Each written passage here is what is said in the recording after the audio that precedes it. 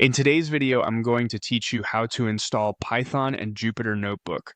By the end, you'll have Python installed on your Windows computer, Jupyter Notebook set up and verified, and a simple workflow for launching Jupyter right inside a project folder.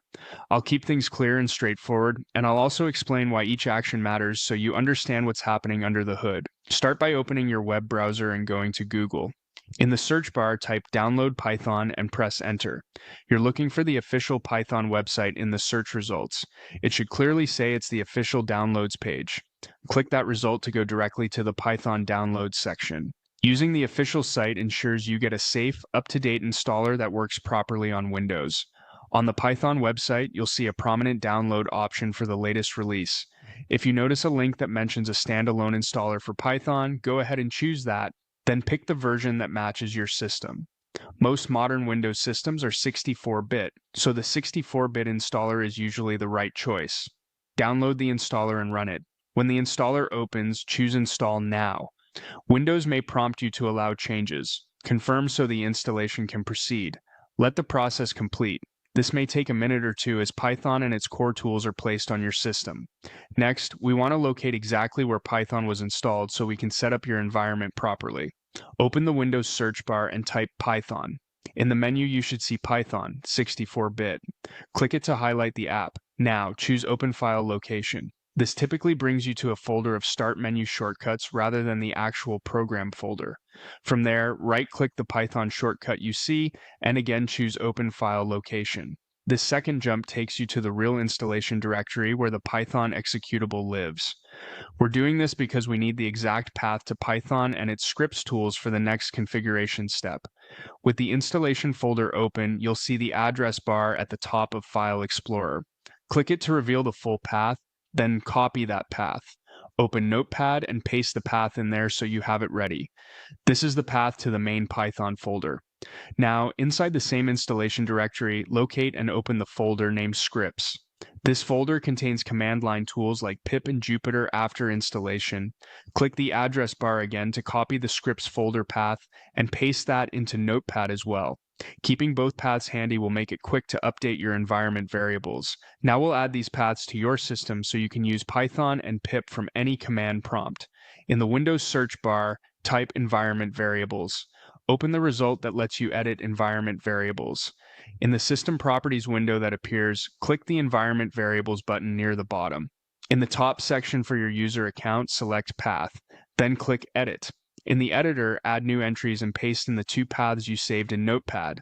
First the main Python folder path and then the scripts folder path.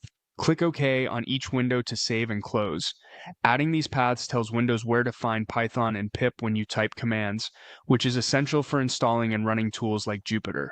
Let's verify that pip, Python's package installer, is accessible. Open Command Prompt. You can do this by searching for CMD in the Start menu. In the terminal window, type pip, version, and press Enter. You should see version information printed out. If you do, your path is set up correctly and pip is ready. Now, install Jupyter by typing pip install Jupyter and pressing Enter. Pip will download and install the necessary packages. If Jupyter is already installed, pip will say so, and that's fine. Once the installation finishes, check it by typing Jupyter version. Seeing a version number confirms that Jupyter is installed and recognized by your system. Next, let's create a place to keep your notebooks. Go to your desktop, right-click, and create a new folder. Give it a clear name that you'll remember, like a project name or simply Notebooks. Open the folder so you can work inside it. Here's a handy tip for launching a terminal directly in this folder. Click into the address bar at the top of File Explorer, type CMD, and press Enter. This opens Command Prompt with the working directory set to your folder, which means any notebooks you create will be saved right here. With the terminal open inside your chosen folder, start Jupyter by typing Jupyter Notebook and pressing Enter. After a brief moment, a browser window will open showing the Jupyter Notebook interface. From here, you can create a new notebook, write and run Python code, and organize files in this folder. Leave the Command Prompt window open while you're using Jupyter. It runs the server in the background.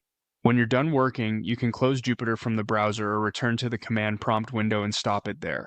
To recap what you accomplished, you downloaded Python from the official website and installed it on Windows. You found the installation directory, captured the main Python path and the scripts path, and added both to your user path so that Python and pip are available from any terminal window. You verified pip, installed Jupyter, confirmed it with a version check, and then created a dedicated folder for your notebooks. Finally, you launch Jupyter Notebook from that folder so everything you create is neatly stored in one place. If at any point something didn't behave as expected, double-check the entries you added to the path in environment variables and make sure each path is on its own line and points to the actual Python and scripts folders you found earlier.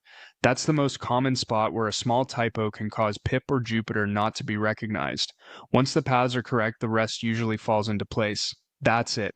You now have a reliable setup for Python and Jupyter Notebook on Windows, plus a smooth workflow for launching notebooks directly inside your project folders. Happy coding and enjoy exploring Python and Jupyter.